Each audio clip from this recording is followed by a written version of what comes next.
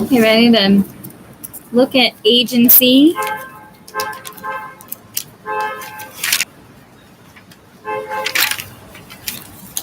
The creation of an agency. Introduction. Agency is generally defined as the relationship that arises when one person, the principal, manifests assent that another person, the agent, shall act on his behalf and under his control, and the agent consents to so act. The principal may appoint an agent to do any act except an act which, by its nature, by public policy, or by contract, requires personal performance by the principal.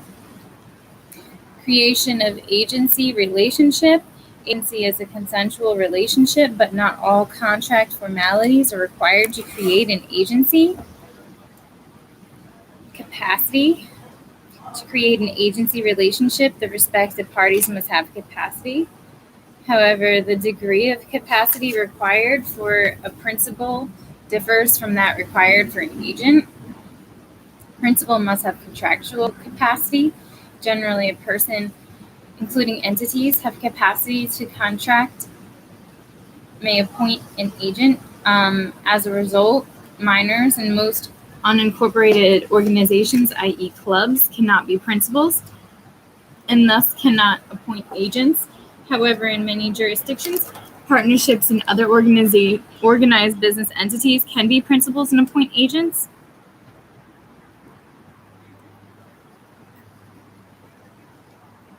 Agent needs only minimal capacity. Any person may be an agent even if she has no contractual capacity herself. Thus, minors may be appointed as agents, as may incompetents. Nonetheless, the minimal mental capacity is usually required. Disqualification of agents. A person is disqualified from being an agent in the following circumstances: representing both parties and not licensed. An agent cannot represent both parties to an agreement unless both parties are fully advised of the facts and agree to the dual representation.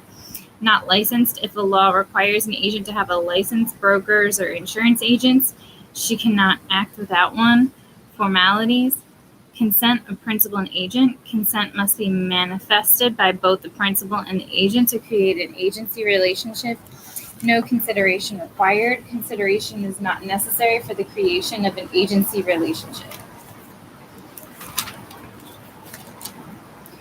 Writing generally not required.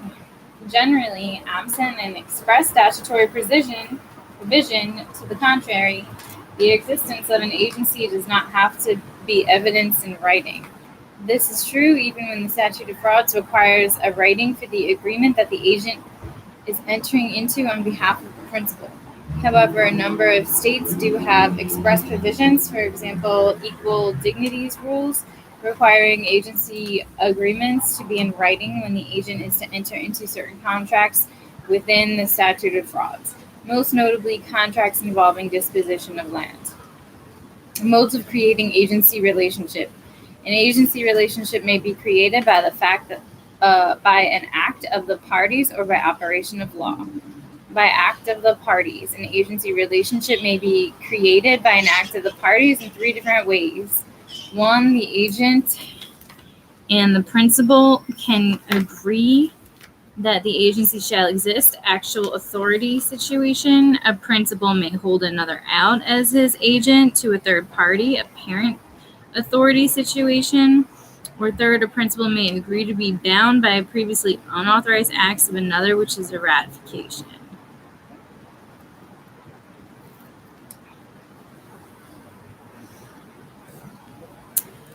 The modes of creating the agency relationship will be examined in greater detail below. By operation of law is another way to create a agency relationship.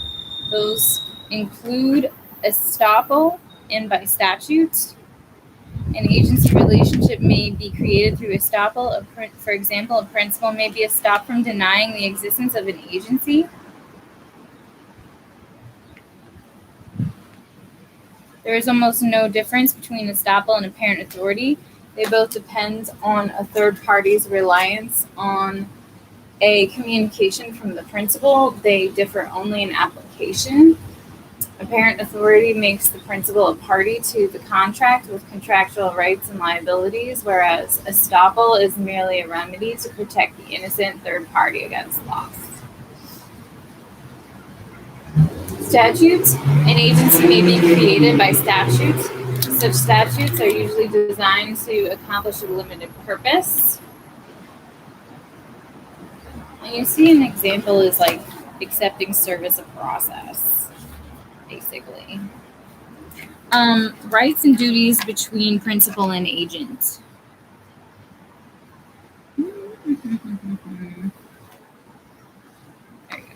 Duties of agent to principal. The agent, of course, has whatever duties are expressly stated in her contract with the principal. In addition, the absence of anything contrary in the agreement, the agent has 3 major duties implied by law.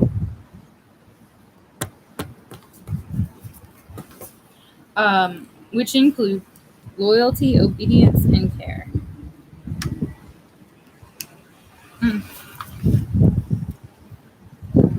And anything else that they agree to. So, duty of loyalty, duty of obedience, duty of reasonable care. Go into them in turn. The fiduciary duty of an agent to his principal is one of undivided loyalty.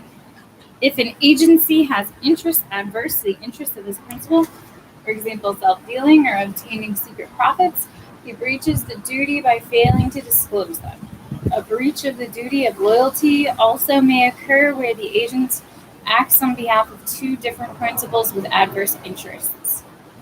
Duty of obedience. An agent must obey all lawful instructions of his principal, even if the agent believes that another course of action would be better for the principal. The agent's interpretation of the principal's instructions must be reasonable, determined from the standpoint of a reasonable person in the agent's position under all the circumstances of which the agent has notice, including the principal's current circumstances.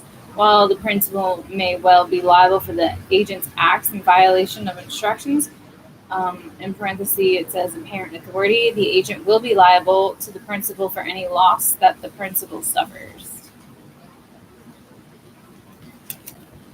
So that's your duty of obedience. What matters here is there's a certain amount of discretion, and it's really based on what the agent interprets the principal's instructions to be, and it can change with the circumstances.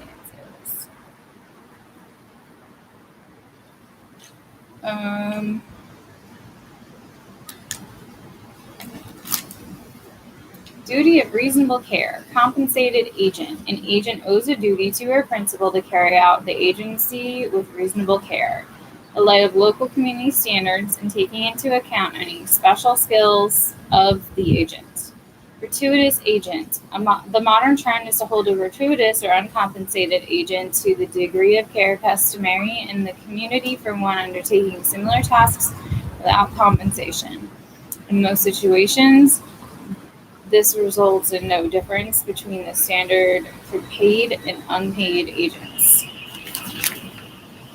Duty to notify. The duty of care includes a duty to notify the principal of all matters that come to the agent's knowledge affecting the subject of the agency. The effect of this rule is that notice of all matters coming to the attention of the agent is imputed to the principal. However, the majority of states will not impute such knowledge under certain circumstances where the agent acts in its own interest and adversely to the principal, or where the agent and the third party attempt to commit fraud on the principal. Right.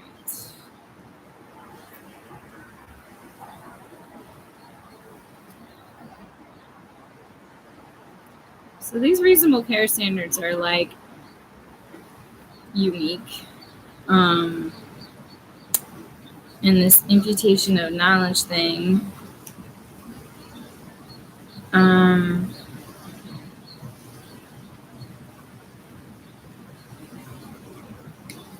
that's okay. Remedies of principal. The principal has a variety of remedies against the agent for breach of duty. action for damages. An agent may be liable to her principal either for breach of contract or in tort. Breach of contract, compensated agents. A compensated agent may be held liable for damages suffered by the principal as a result of breach of contract. All of the remedies and methods of calculating damages that apply in normal breach of contract situations apply here. Note that an uncompensated agent cannot be held liable for breach of contract because there is no contract to perform. Tort, all agents. Any agent, whether compensated or gratuitous, may be held liable for damages resulting from his or her misuse of her principal's property, intentional or negligent misperformance or failure to perform.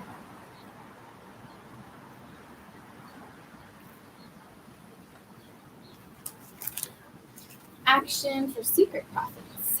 Where an agent breaches her duty, fiduciary duty, and secretly profits, the principal may recover the actual profits or property held by the agent.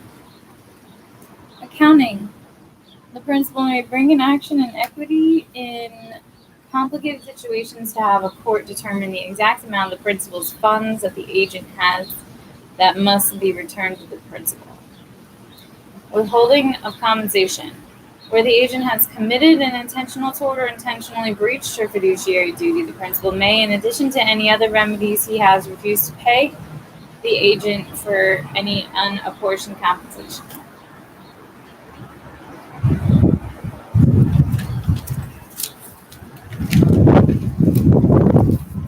Termination of agency. Because it constitutes a material breach of contract by the agent, an agent's breach of duty allows the principal to terminate the agency prior to any termination date in an agency contract. Duties of sub-agent to principal and agent. Where a sub-agent has been appointed with proper authority, she too will owe the principal the same duties as would the agent.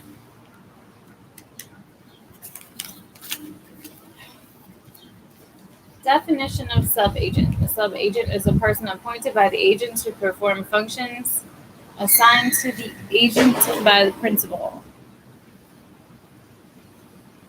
I'm just going to say duties are co-extensive. Here's a pen.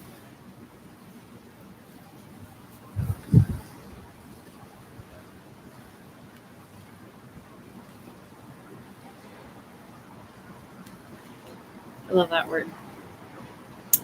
Compare co-agency. Yeah, what is it? A sub-agent should not be confused with a co-agent, another agent of the principal. Although an agent may appoint a co-agent for the principal, the agent does not delegate his own power to that person. Employees of a single organization are presumed to be co-agents of that organization, not sub-agents.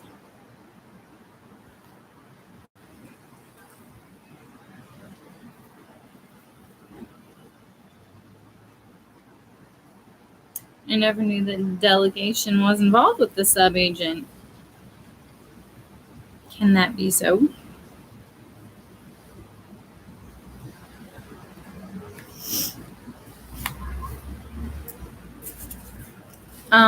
Liability of agent for sub-agent breaches.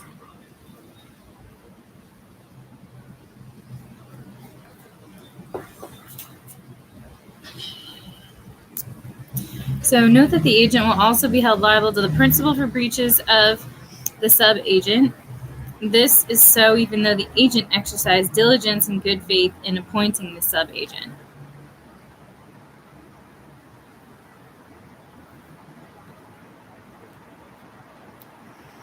Liability of sub-agent to agent. General rule, sub-agent liable to agent. A sub-agent owes the agent the same duties the sub-agent owes the principal. Thus, she will be liable to the agent for her breaches. Unauthorized sub-agent, where the sub-agent has been appointed without authority, the sub-agent owes no duties to the principal. The agent alone will be responsible to the principal for performance of the agency duties and for any loss sustained because of the sub-agent's conduct. with the agent's only recourse being against the subagent.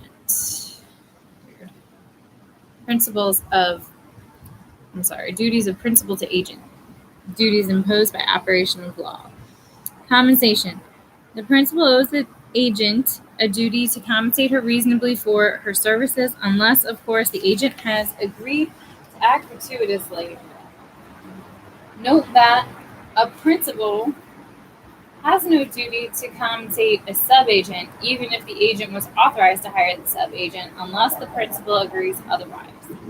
Reimbursement. A principal owes the agent and any authorized subagent a duty to indemnify her for all expenses and losses reasonably incurred in discharging any authorized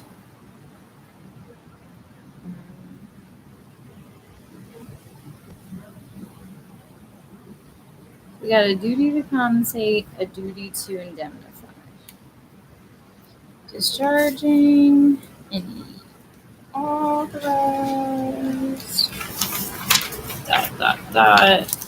duties, including any legal liability incurred by the agent in acting for her principal, unless the loss was due solely to the agent's fault.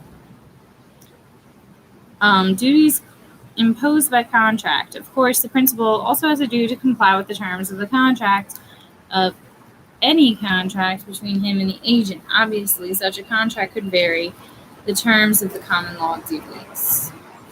Duty to cooperate.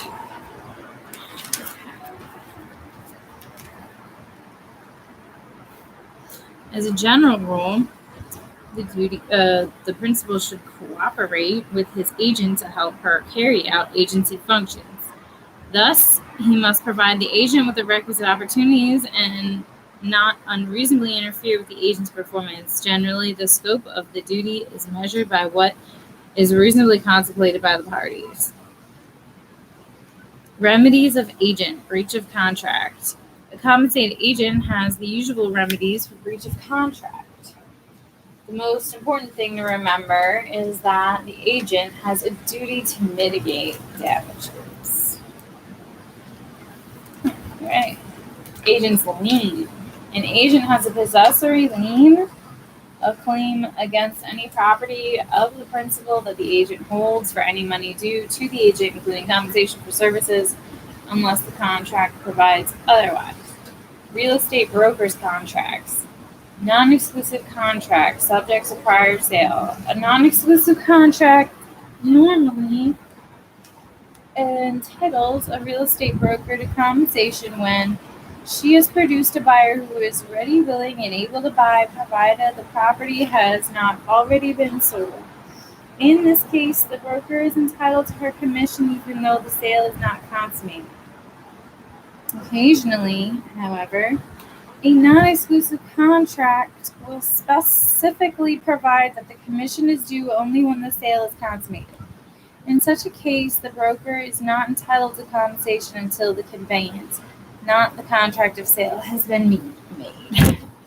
Okay, so I wasn't listening. That's okay, I'll put this back. Non-exclusive contract normally entitles a real estate broker to compensation when she has produced a buyer ready, willing, and able to buy, provided the contract has not already been sold. In this case, the broker is entitled to her commission even though a sale is not consummated. Occasionally, however, a non-exclusive contract will specifically provide the commission is due only when the sale is consummated.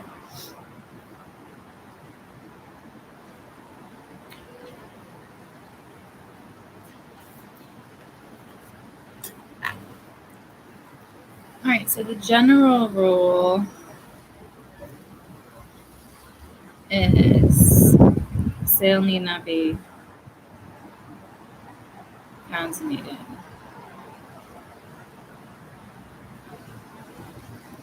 You just need to find a buyer who is ready, willing, and able to buy.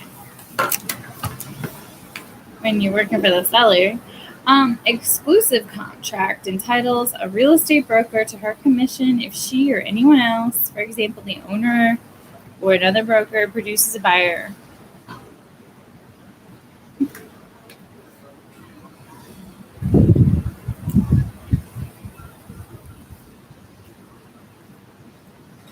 Contract liability agency power. Introduction. Generally speaking, a person is not responsible for the acts of another who assumes to represent him. He will be held liable only if he has made the he will be held liable only if he has made the other his representative and given her the power to bind him. Such power can arise in three ways: through actual authority granted by the principal to the agent, through apparent authority arising from the principal's holding out of another as his agent to third parties, and through ratification authority, power given by the principal after the act has been performed. So all of this was said earlier. Actual and apparent authority. When deciding whether a principal will be bound on a contract that an agent entered into on his behalf, it should first be determined whether the agent has actual authority. If she did, the principal will be bound regardless of whether the third party knew of the agent's authority. And the agent cannot be held liable to the principal for breach because she acted within the scope of her authority. If the agent acts actual authority, it should then be determined whether she had apparent authority. Although apparent authority will bind the principal to the contract, the agent may be held liable by the principal for acting outside the scope of her duty.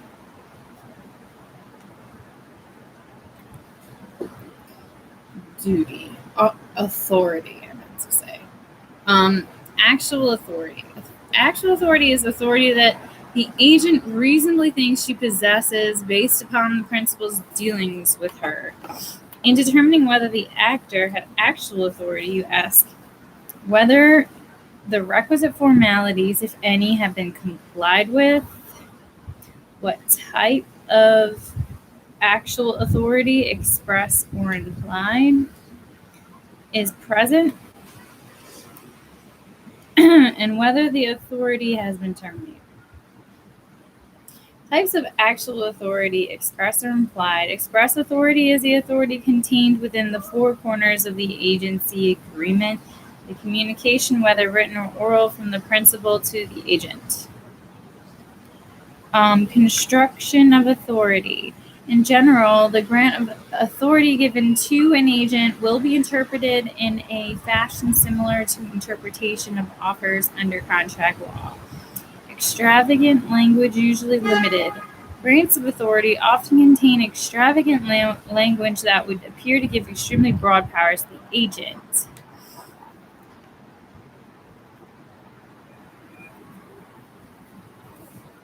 i.e., to conduct any business on the principal's behalf. Courts will generally limit application of such broad grants to what appears to be the business actually intended by the parties.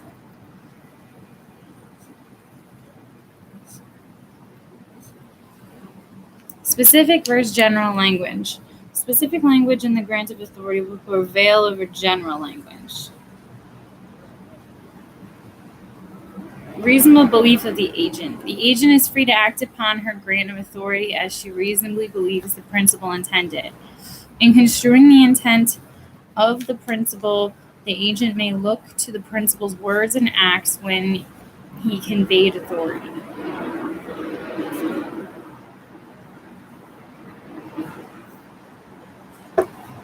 Express authority granted mistakenly.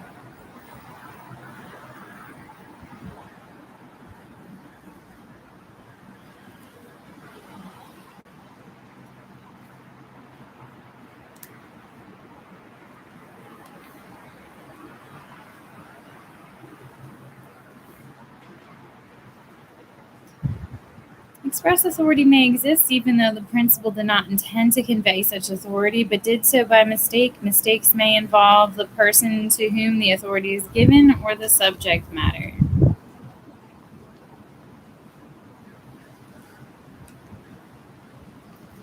Express authority granted because of misrepresentation. The fact that an agent induces the principal to grant authority by misrepresentation will not affect the extent of the authority actually granted. So they give you two examples for this mistake scenario, but I'd really like to know in what way can an agent induce the principal to grant authority by misrepresentation, which will not affect the extent of the authority actually granted?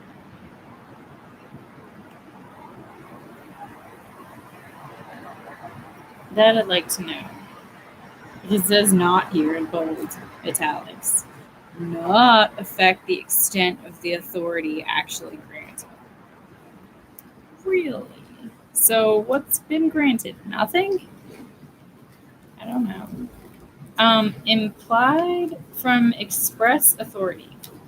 Express authority granted to an agent to accomplish a particular result necessary. Oh, we skipped implied authority. It's the authority that the agent, not the third party, reasonably believes she has as a result of the actions of the principal, which arise in two ways.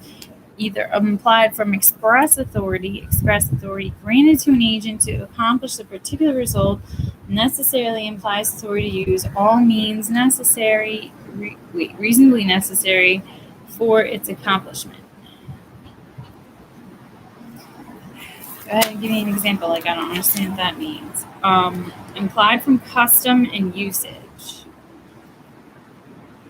Unless specifically directed otherwise, an agent has implied authority to act in accord with general custom or usage. However, the agent must have knowledge of the custom or the usage. Implied by acquiescence. Authority by acquiescence is implied authority that results from the principal's acceptance of or failure to object to a series of unauthorized acts. That's a definition.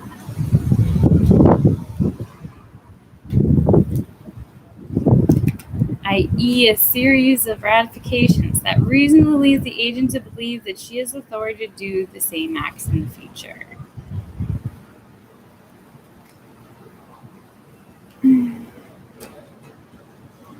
Mary, the office manager for Peter's company, has regularly bought office supplies without previous authorization. Peter has never objected.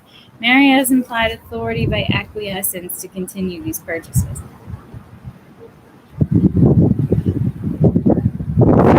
Forever. I'm kidding. Implied because of emergency or necessity. When the agent has no specific instructions as to what to do in case of an emergency, she has implied authority to take reasonable measures that are necessary until she can contact her principal.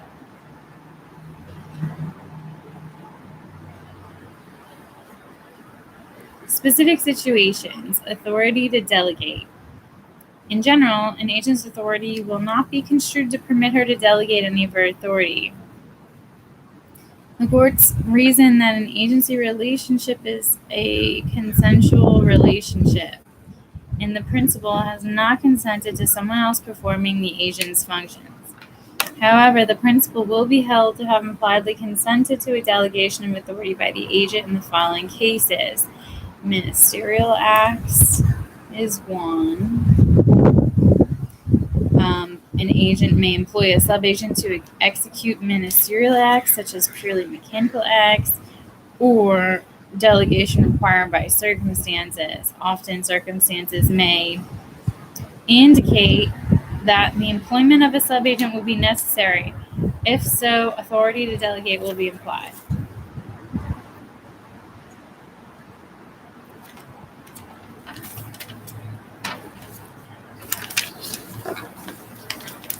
So, we're almost 1/3 of the way through this. Because P would be held to be aware of the fact that such delegation is necessary to build the apartment building. Sorry, that was an example. Custom. An agent may delegate to sub-agents when it is the custom of the particular business.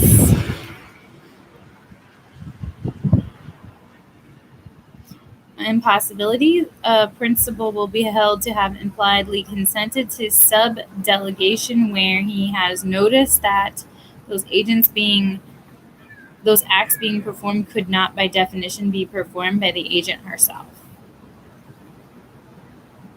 Authority to purchase. The example here is like if the agent's not actually licensed, like say for instance, notary, and so he wants her to notarize something, he knows she can't do it, then it's impossible as to her, so the assumption, he's impliedly consent to sub-delegation. Authority to purchase. Authority to purchase on behalf of the principal will generate certain implied authority. Authority to pay, authority to accept delivery. That's that. An agent will be deemed to have authority to pay for the goods she is authorized to purchase. She may do this either out of the principal's funds or on credit if the funds are unavailable. Authority to accept delivery. An agent with authority to purchase goods is also deemed to have authority to accept delivery of the goods. Authority to sell. Similarly, an agent with authority to sell her principal's property will be deemed to have certain implied authority. Authority to warrant, authority to collect, and can collect only cash, authority to deliver, and there's one more here, authority to manage investments, but that's a separate thing. So let's read about this authority to sell and how it involves the authority to warrant. An agent having authority to sell personal property may give general warranties respecting quality and quantity. For real property, the agent may grant the customary covenants. Authority to collect. Only if agent has possession of goods, an agent with authority to sell the principal's property has authority to collect payment if the property sold is in her possession.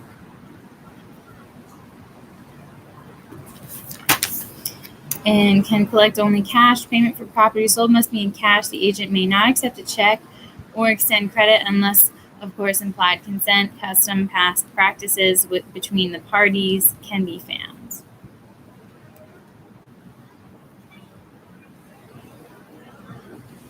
Authority to deliver. An agent having authority to sell a principal's property generally is deemed to have authority to deliver possession of such property upon receipt of proper payment. Authority to manage investments. An agent having authority to manage investments will have her authority construed in accordance with the prudent investor standard. Also, when the agent is investing for the principal, the agent should take title to investments in the principal's name. If title is taken in the agent's name, her position as agent must be clearly designated.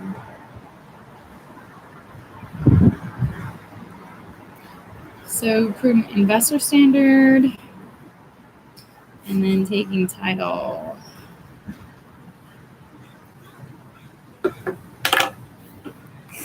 Termination of actual authority. Once having determined that the requisite formalities exist and that there is express or implied authority, you should ask whether the authority has been terminated. Termination of actual authority may occur in the following ways: by lapse of time, specified time. If the agency relationship is to last for a set period of time, the agent's authority will terminate on the expiration of this period. Time not specified if there is no set period of time specified in the agreement between a principal and an agent, then the courts will imply termination within a reasonable time period. By happening of an event, an agency agreement may specify that it is to last until a specified event happens. When that event takes place, the agency is terminated. By change of circumstances. A change of circumstances that should cause an agent to realize the principal would not want the agent to exercise her authority terminates her authority. A change of circumstances sufficient to bring about termination would include the following.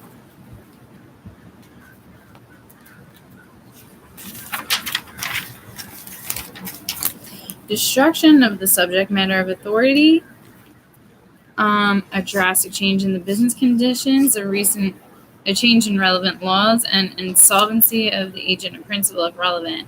By breach, another way to terminate is by breach of agent's fiduciary duty. A breach of a fiduciary duty by the agent terminates her authority. By unilateral act of principal or agent, either the principal or the agent can unilaterally terminate the relationship. Communication of a declaration that the agency is at an end is sufficient. Note that the power to unilaterally terminate the relationship exists even though the party who exercises that power may be in breach of the agency contract. When he does so, that the breaching party could, of course, be liable for damages. By operation of law, the agency relationship may be terminated without regard to the will of either party by operation of law under certain circumstances, including the death or loss of capacity of either party, such as the dissolution of the corporation or partnership, or the insanity of a person. Death, loss of capacity. Exception, durable powers of attorney. Most states have adopted some form of a durable power of attorney statute. The power of attorney is a written instrument authorizing an agent, attorney, in fact, to perform specific acts and is used by the agent to evidence his authority to third parties. A regular power of attorney, like any other agency, is terminated by operation of law upon the incapacity or death of the principal. However, typical durable power of attorney statutes provide that the power of the agent does not terminate on the incapacity of the principal. The power indicates that it will not be affected by the principal's incapacity. Although the power terminates at the principal's death, it continues as if it is uncertain whether the principal is alive.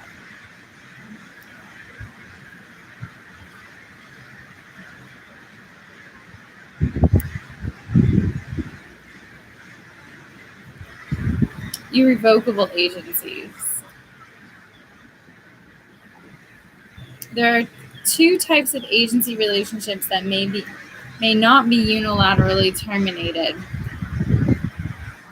by the principal and generally are not terminated by operation of law, i.e. where the agent has an interest in the subject matter of the agency.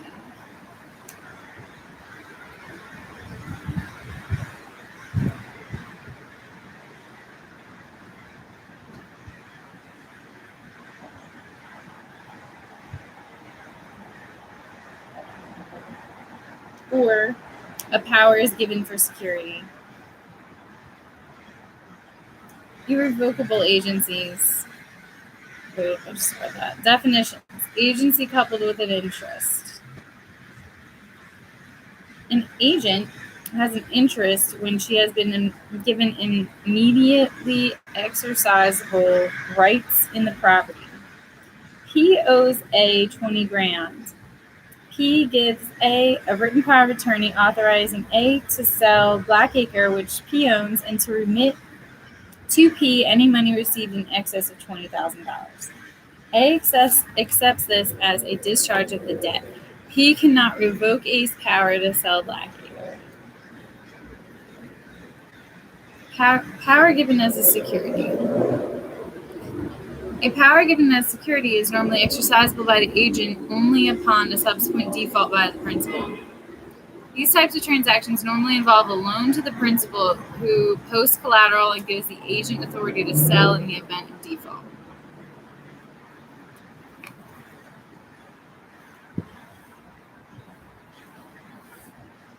Powers given as security involve principal agent relationships where the agent is really acting for her own benefit.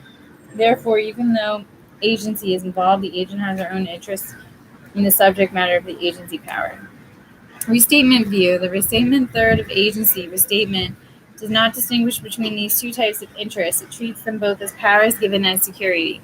Under the restatement view, the power is absolutely irrevocable other than in accord with the agreement, there are two other requirements that must be met: the purpose of the grant and consideration.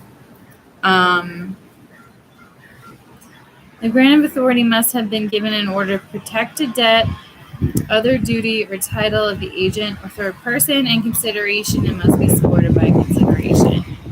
Parent authority. Even if the agent lacks actual authority, the principal can still be held liable on contracts entered into on his behalf if the third party seeking to hold the principal liable can show that the agent has apparent authority to act.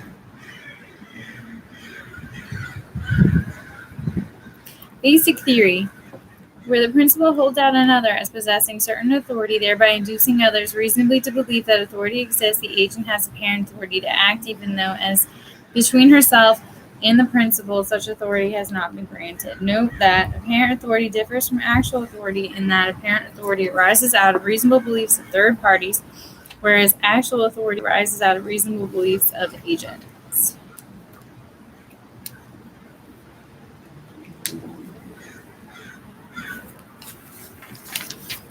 In 2 pages, I'll be halfway done, and I will be taking a break. Holding out by principle. The mere assertion by an agent of her powers is not sufficient to bind the principal. The agent cannot bootstrap her own authority. The principal must have done or failed to do something that causes the third party's belief. Affirmative action. The holding out may be by word or conduct on the part of the principal. Inaction. The holding out may also be by inaction on the part of the principal. Note, however, that there must be some duty to act to disclose, for example. Reasonable reliance by a third party. In addition to the requirement that holding out must be traceable to the principal, the third party must reasonably rely on the holding out.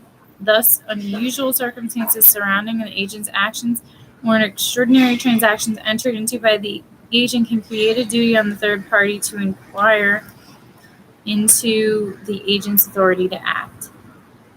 Types of apparent authority. When an agent has no actual authority of any type, there are certain situations in which at the time the agent acts, she has no actual authority to do anything at all for the principal, yet nonetheless the principal may be bound by the agent's acts. Imposters. When the principal negligently permits an impostor to be in a position where the impostor appears to have authority to act for the principal will be held liable for the impostor's acts undertaken with such authority. It's like positional. Surprised they gave it a name like imposters. Lingering apparent authority. General rule. Notice may be necessary. The agent's actual authority terminates when she knows or should have known of the termination. What about a third party who has had a pattern of dealing with the agent while she has had actual authority? If the principal knows of the dealings between the past agent and the third party, he must give notice to the third party that the agent's actual authority has been terminated.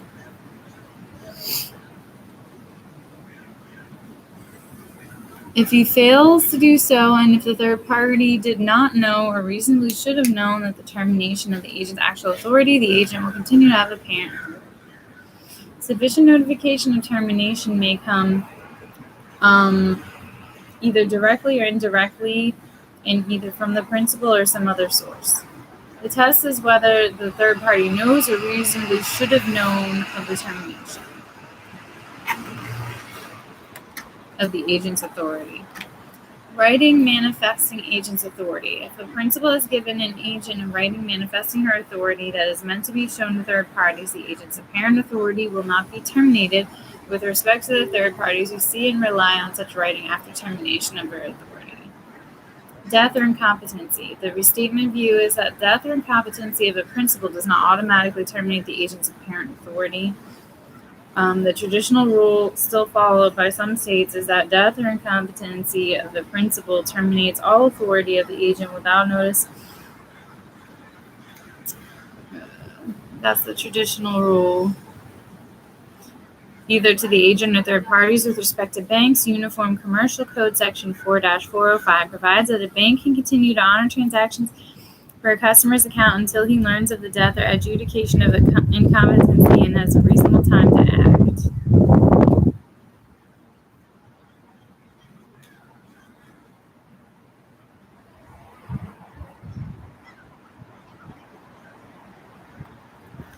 Even with knowledge, a bank can continue for 10 days after the date of death to pay or certified checks drawn prior to the date of death, unless ordered to stop payment by a person claiming an interest in the account.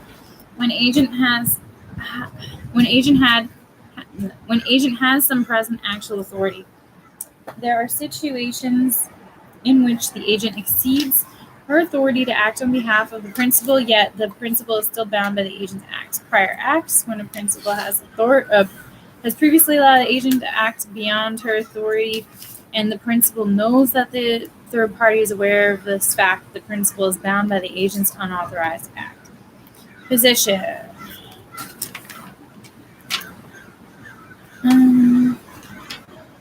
So prior acts, okay, just finishing this out, when the agent has present actual authority, prior acts, and position and secret limiting instructions can create circumstances when the agent might exceed that authority. So for the position section in general, when a principal places an agent in a position that carries with it certain customary responsibilities, the principal is liable for the agent's acts that come within these customary responsibilities, even though the agent had no authority to perform these acts.